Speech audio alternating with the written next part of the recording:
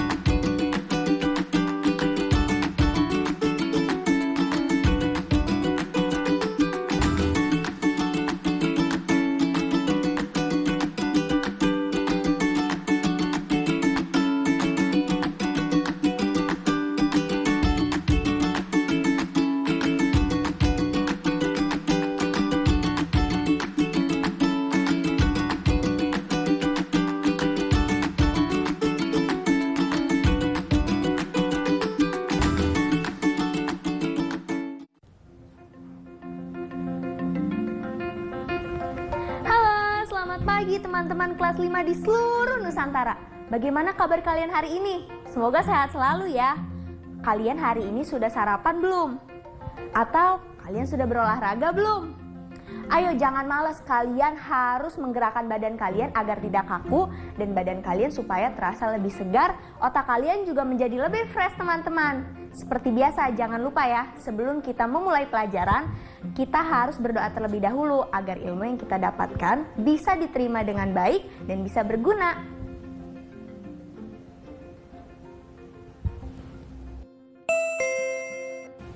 Teman-teman, teman Kak Kinan udah datang tuh. Hari ini Kak Kinan janjian dengan salah satu teman Kak Kinan, karena hari ini Kak Kinan akan melakukan sesuatu yang seru. Kalian penasaran? Tapi sebelum itu, simak cerita berikut dulu ya.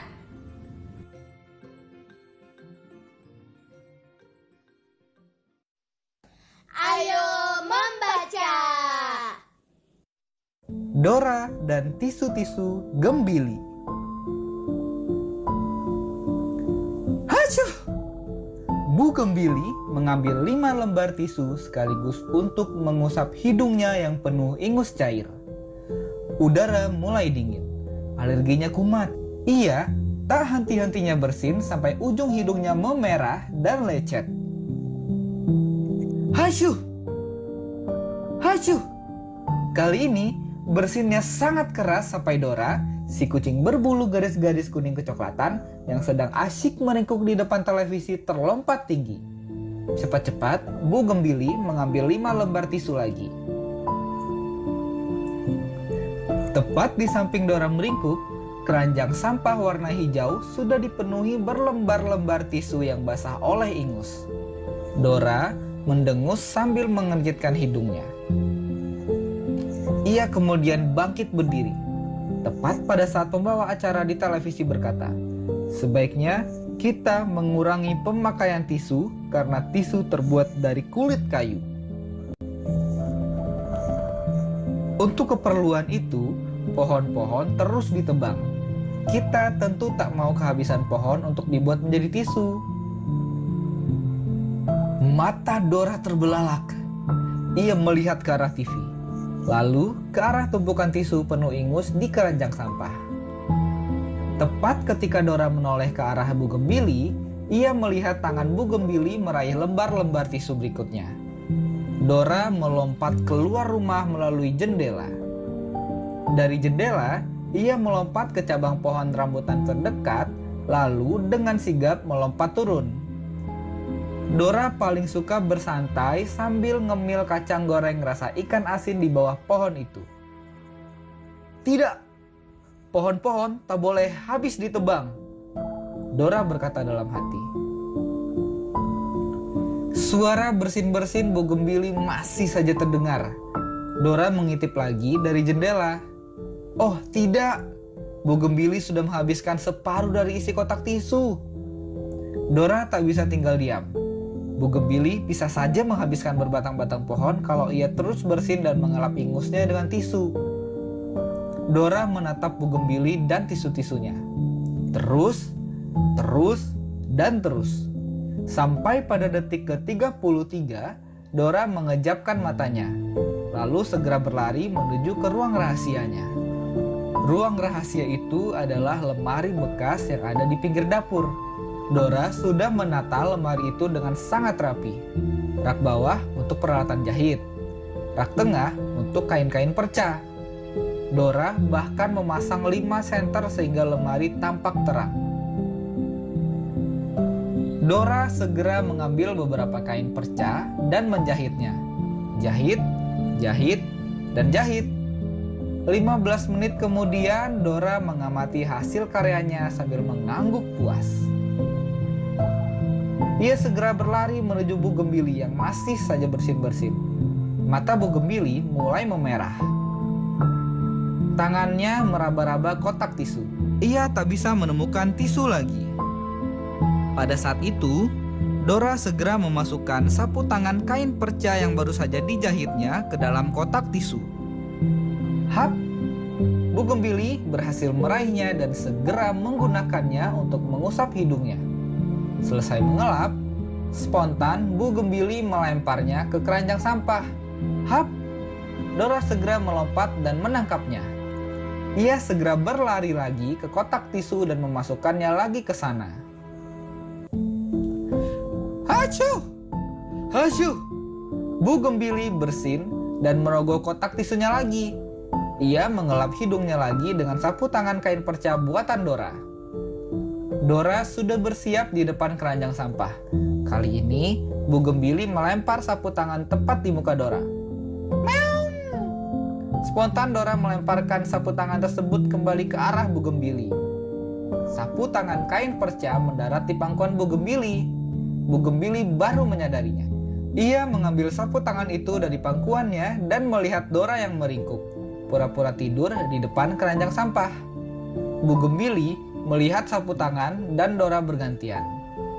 Bougainville tertawa lebar. Hahaha, iya Dora, sapu tangan lebih baik dari tisu-tisu, kata Bougainville. Dora mengeong lega.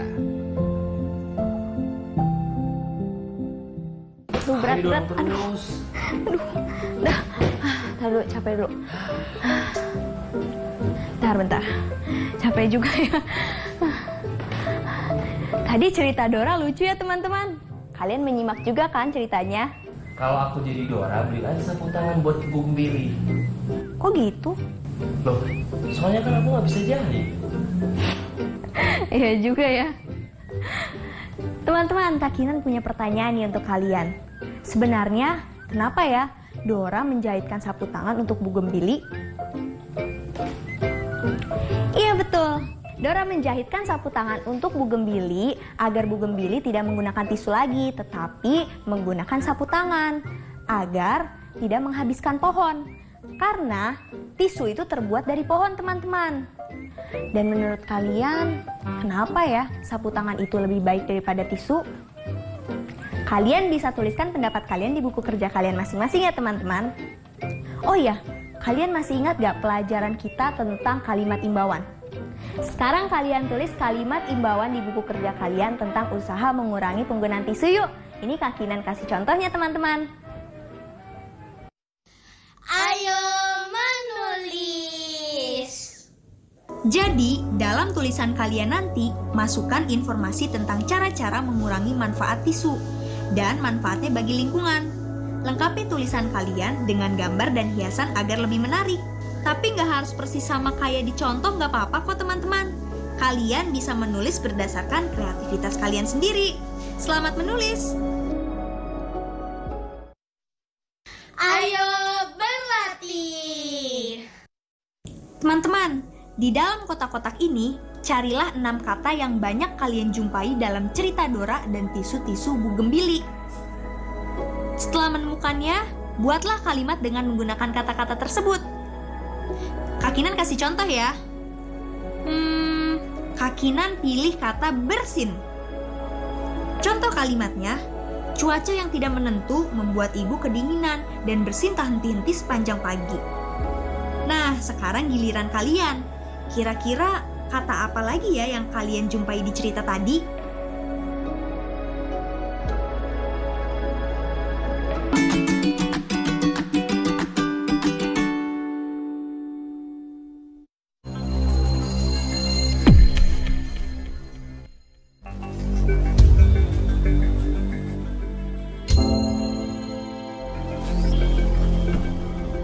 Aku kangen sekolah.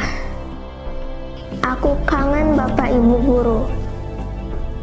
Aku rindu kawan-kawanku.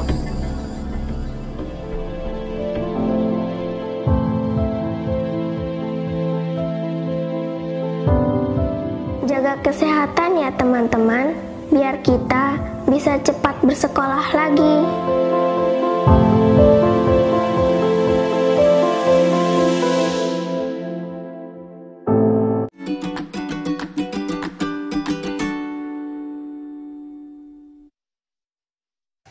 Ayo mengira. Coba perhatikan tabel ini dan pikirkan sebanyak mungkin bilangan yang jika dikalikan menghasilkan angka 72. Kalau kamu masih bisa menambahkan pasangan bilangan yang lain, silakan tambahkan lagi barisnya ya.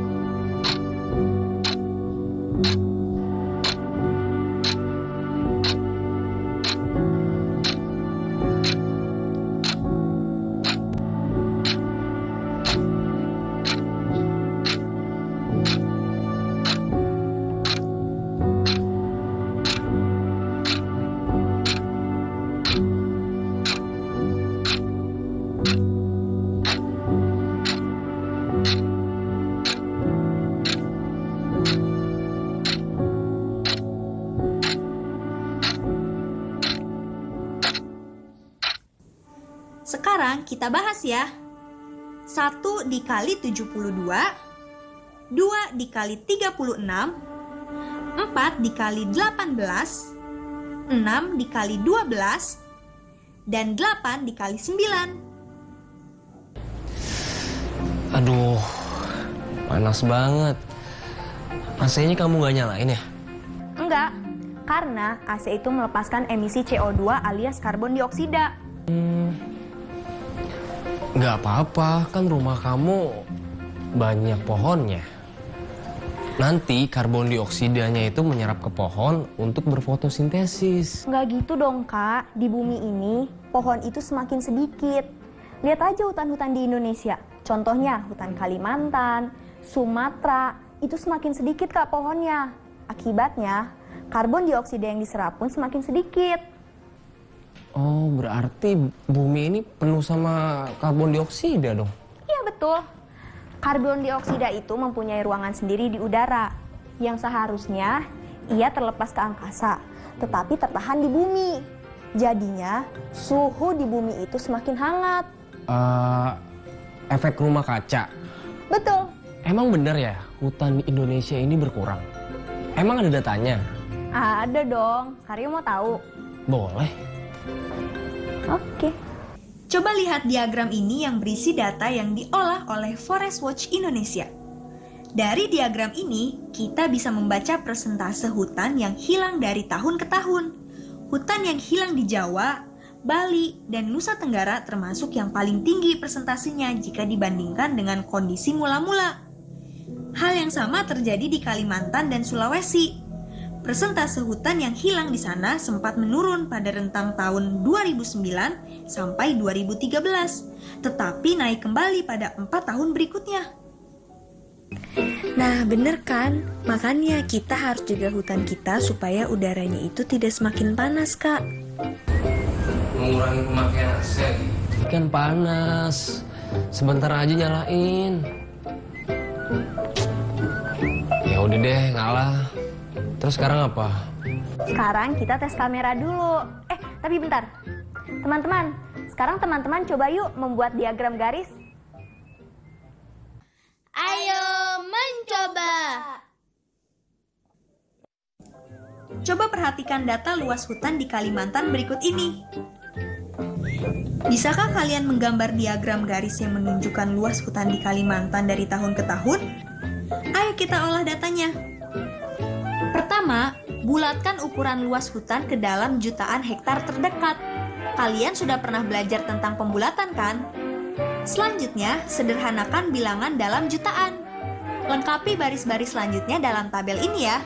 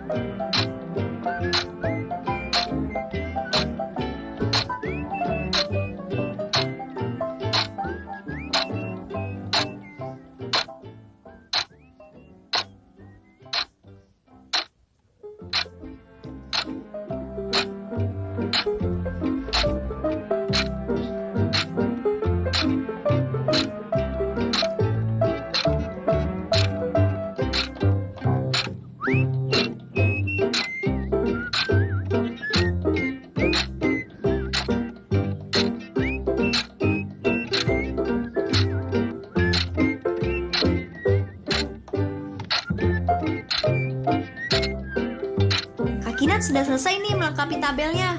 Coba cocokkan jawabannya ya. Pasti sama kan jawaban kita? Berikutnya, sajikan data tersebut dalam bentuk diagram garis seperti ini. Yuk coba kita kerjakan bersama. Pada tahun 2000, luas hutan di Kalimantan adalah 33 juta hektar. Pada tahun 2009, 28 juta hektar. Pada tahun 2013, 27 juta hektar. Dan pada tahun 2017 adalah 25 juta hektar. Nah, setelah itu, coba jawab pertanyaan berikut. Berapa hektar luas hutan di Pulau Kalimantan pada tahun 2017? Iya, luas hutan di Pulau Kalimantan pada tahun 2017 adalah 24.834.752 hektar. Pernahkah hutan di Pulau Kalimantan bertambah luas? Iya, luas hutan di Pulau Kalimantan tidak pernah bertambah luas, melainkan selalu mengalami penurunan. Pada tahun berapa terjadi penurunan luas hutan terbanyak? Penurunan hutan di Pulau Kalimantan terjadi paling banyak pada tahun 2009. Setelah kalian menjawab, yuk kita latihan lagi membaca data dalam diagram ya. Ayo berlatih. Perhatikan data luas hutan yang disajikan dalam diagram garis berikut. Apakah kalian bisa menemukan kekeliruan pada diagram di atas? Di bagian mana? Coba jelaskan letak kekeliruannya.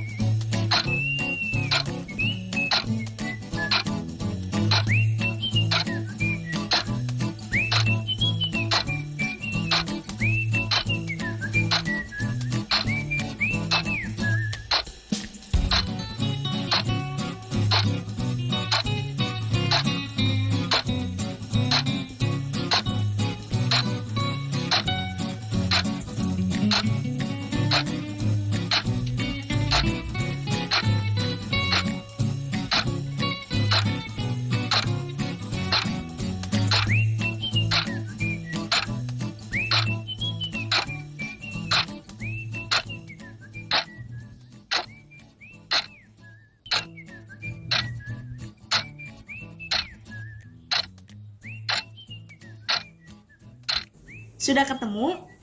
Iya betul. Seharusnya angka di tahun kelima bukan angka 17, melainkan 30. Nah sekarang teman-teman perbaiki diagram garis berikut ini ya. Salin dan kerjakan di buku kerja kalian. Selamat mengerjakan! Proyek kreatif minggu ini. Pemirsa, Perserikatan Bangsa-Bangsa atau PBB menyebutkan bahwa tahun ini menjadi salah satu dari 3 tahun terpanas yang pernah tercatat dalam catatan iklim bumi. Gas rumah kaca di atmosfer yang menjadi pendorong utama perubahan iklim mencapai rekor tertinggi tahun lalu dan terus meningkat pada tahun 2020. Meski pandemi diperkirakan membantu menurunkan emisi karbon dioksida antara 4,2 hingga 7,5%, namun karbon dioksida tetap berada di atmosfer selama berabad-abad sehingga tidak banyak memberikan banyak pengaruh bagi planet. Udah, coba mana lihat.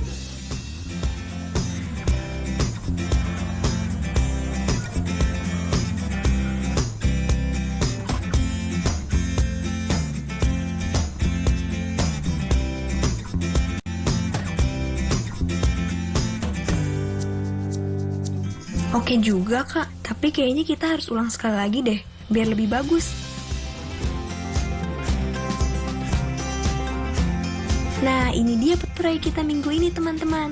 Tadi Kak Kinan berperan sebagai pewarta berita dibantu oleh Kario merekam Kak Kinan.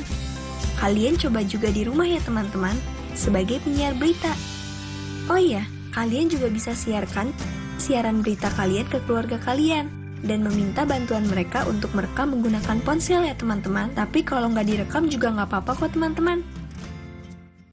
Refleksi. Waktunya kita mengingat lagi pelajaran kita hari ini. Apa yang bisa kalian tangkap dari cerita si kucing Dora? Bukankah dia kucing yang sangat peduli pada lingkungan? Menurut kalian, sudah tepatkah tindakan Dora? Apakah kalian juga akan melakukan hal yang sama? Dalam cerita itu, dapatkah kalian menemukan kosakata baru? Sudahkah kalian memahami makna dari semua kosakata itu? Selanjutnya, Kak Kinan yakin kalian semua sudah bisa membaca dan menggambar diagram garis, termasuk mengolah data dalam tabel menjadi diagram garis. Selesai sudah pembelajaran kita hari ini teman-teman. Semoga pelajaran hari ini bisa diterima dengan baik ya. Kalian bisa memahaminya dengan baik. Jangan lupa untuk terus latihan di rumah ya teman-teman. Tetap semangat dan sampai jumpa besok. Dadah!